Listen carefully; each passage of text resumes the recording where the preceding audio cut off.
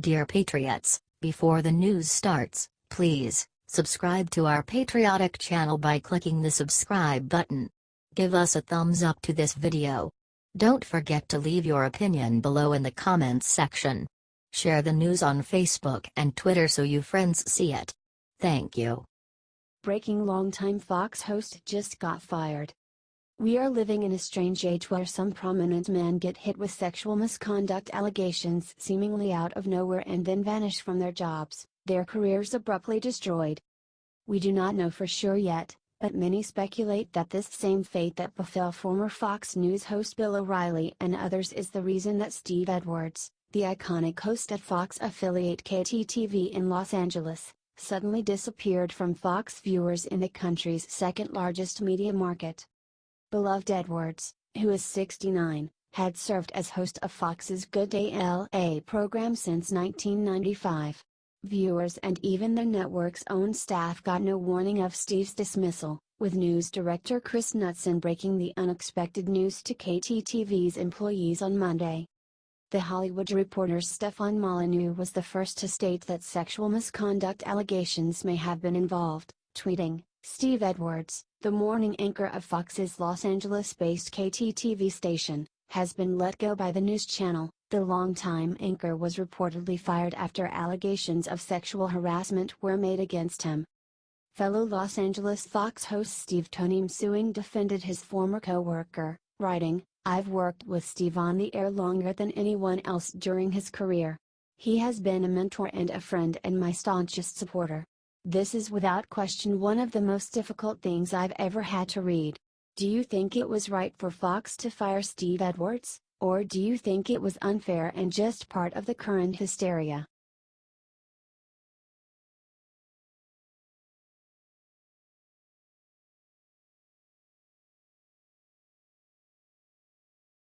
Hugh Hewitt takes Jim Acosta to the woodshed for being a fraud. Acosta has a meltdown over it. Conservative radio host Hugh Hewitt crushed Jim Acosta in an epic interview.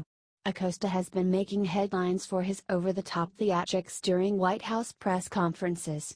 "Is it possible for your audience to believe you are neutral, fair and objective when you are snarkily tweeting at the president?" asked Hewitt. Acosta didn't answer the question. He instead tried to justify his behavior. "Where is the same sense of decency when it comes to when the president refers to us as the enemy of the people, when the president refers to us as fake news?" yelled Acosta. "But if you hold yourself out as neutral, fair and objective, I don't think," and this is, by the way, why the New York Times now has social media guidelines for their reporters. And I think CNN's got to develop them. "If you're going to hold yourself out as neutral, fair and objective, I don't think you can snark," said Hewitt. "Hugh, I have just as much a voice as anybody else," responded Acosta, immediately disproving his own point. "I think if you look at my coverage on a daily basis, if you look at the coverage at CNN on a daily basis, it is very fair, but it is very tough. And it is because, in part, we have a president that we're covering these days who is very tough on us. And so this is in response. You don't like him, because he's mean to you?" asked Hewitt. Soon Acosta got angry. "Well, don't invite me on if you don't want me to finish your question," screamed Acosta as his 17 minutes of time ran out. "I wish it could have been a more fair interview," whined Acosta.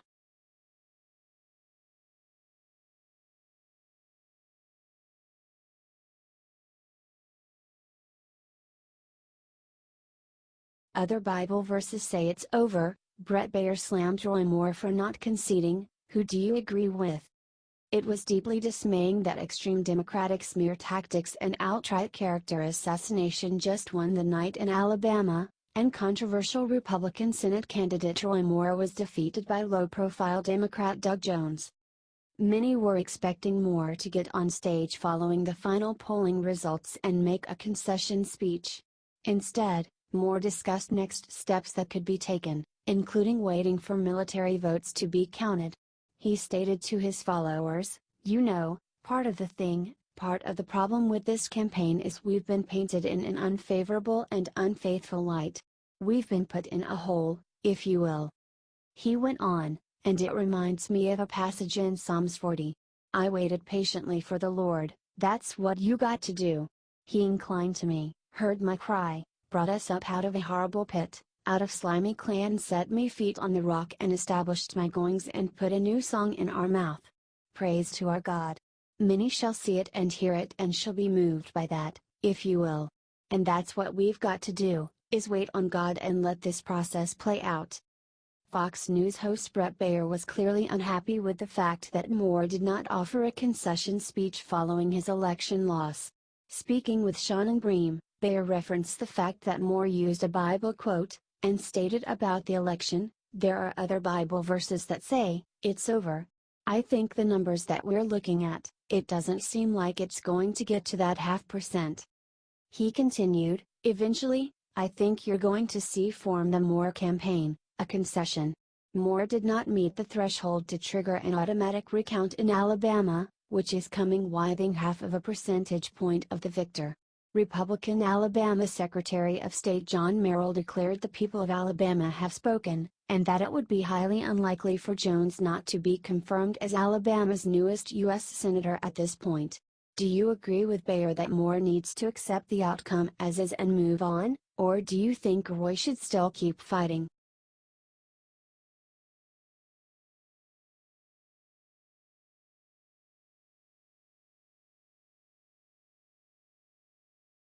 Lip Katie Couric tried to get Betty White to slam Trump. Betty's response stunned her.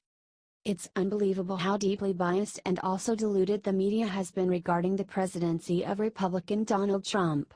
Reporters and other media figures think that they have the right to openly disparage the president and other Republicans, and nationally expect anyone they talk with to agree with them or at least go along with their verbal abuse.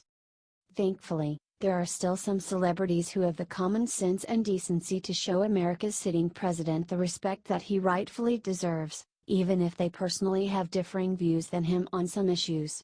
One such classy person is Golden Girls actress Betty White, who on her 95th birthday was interviewed by Katie Couric on Yahoo News.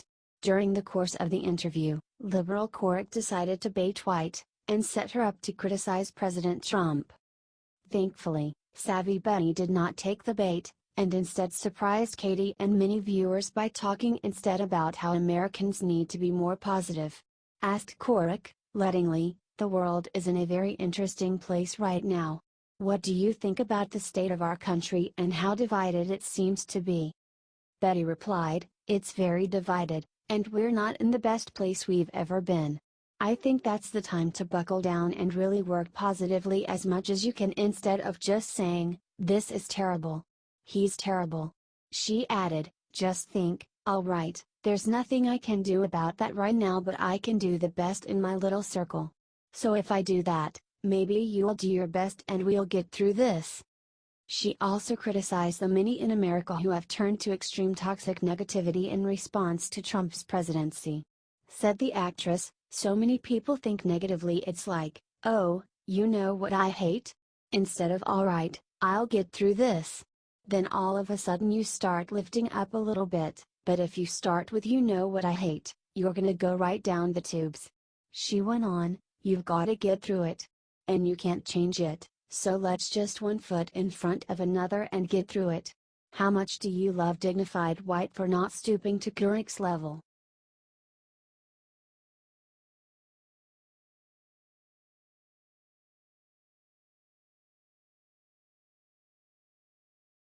CNN's Kris Knutsen demands examples of him being fake news. He instantly regrets it. Sarah Sanders completely eviscerated CNN's Jim Acosta for his fake news. Kris Knutsen tried to defend his buddy, but things did not go well for him. You cannot say that it's an honest mistake when you're purposely putting out information that you know to be false, said Sanders to Acosta. Or when you're taking information that hasn't been validated, that hasn't been offered any credibility, and that has been continually denied by a number of people, including people with direct knowledge of an instance. I think that was pretty misleading to the American people, and I think that it's very telling that that individual had to be suspended because of that reporting. I think that shows that the network took it seriously and recognized that it was a problem, said Acosta. Kris Knutsen responded on Twitter. It is beyond offensive for Sarah Sanders to say that journalists are purposely reporting false information to forward some sort of agenda. Just appalling, tweeted Siliza. Look the other way until, it's you, eh? Responded Greg Dworkin, an editor for the Daily Cause. No, Greg. Read my work. Have a good day, responded Siliza. Bad idea. Your work? Responded Dworkin with a photo of an article written by Siliza just days before the election. Donald Trump's chances of winning are approaching zero.